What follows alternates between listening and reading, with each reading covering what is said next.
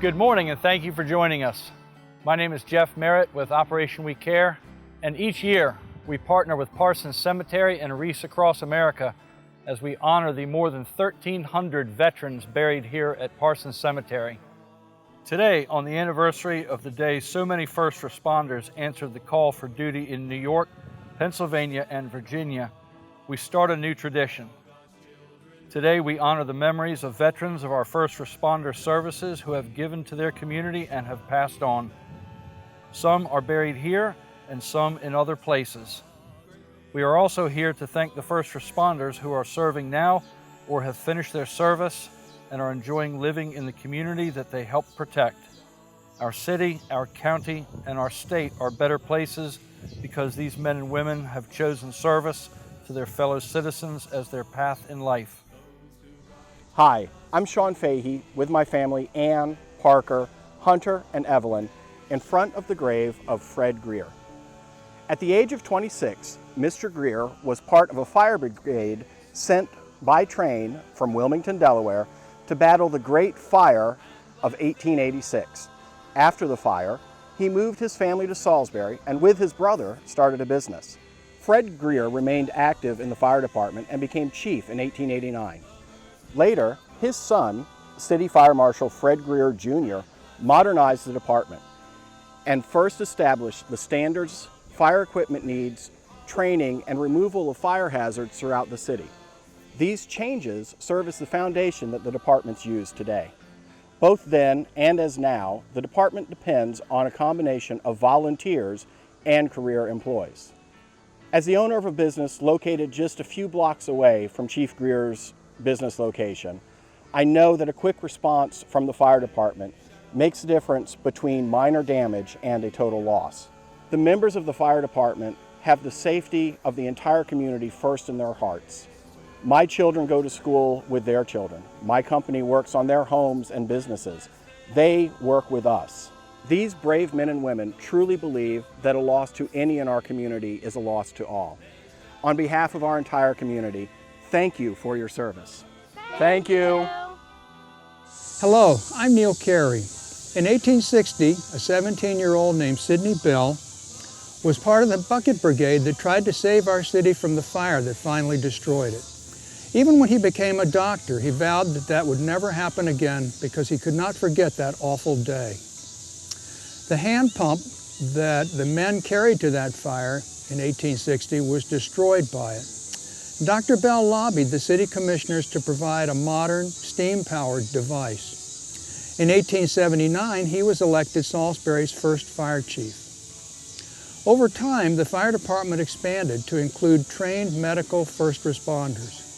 As a former rescue squad member, I know what a difference their care makes in whether someone lives or dies. Today, we almost take it for granted that when we're in medical need, the EMTs will be there for us.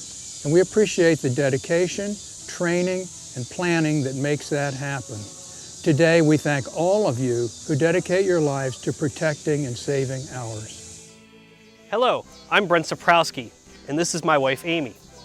Up through the 1800s, Salisbury was a small, tight-knit community with little need for a police force.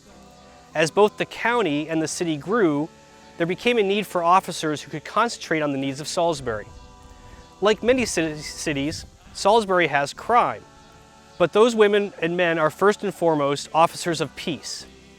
As a neighbor of Parsons Cemetery, I and my family are comforted by the regular patrols. We appreciate them meeting with our neighborhood association to discuss our needs and concerns.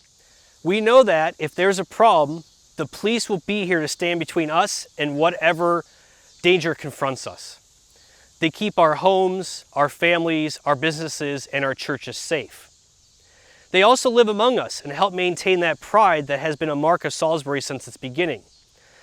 We salute all those who served before and all those who serve us now.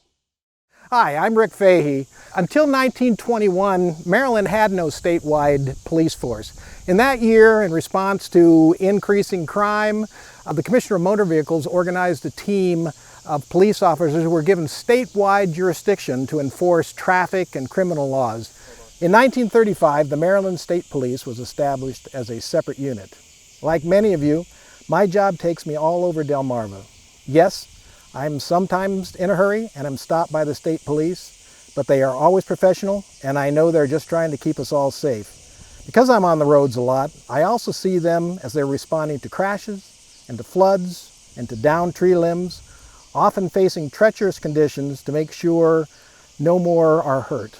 I also see the interdiction of people transporting items into or through our community that, if not stopped, will do us real harm. An example of the dangers of the job is right here where I'm standing.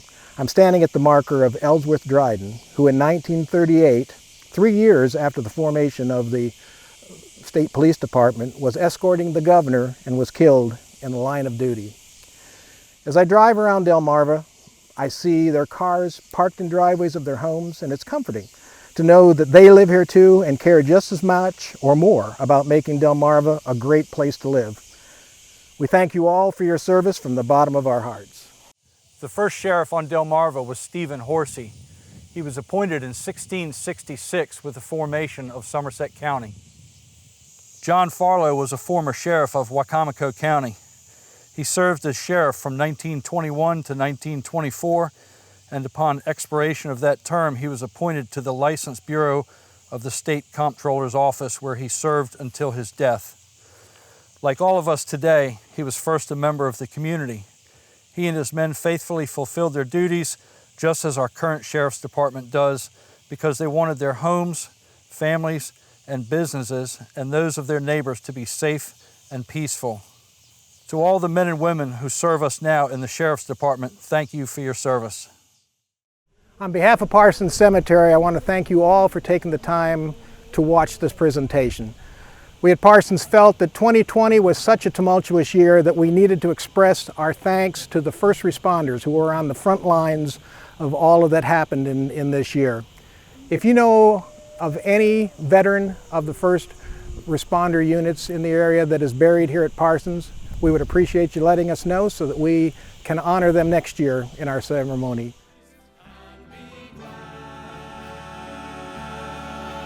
You shine.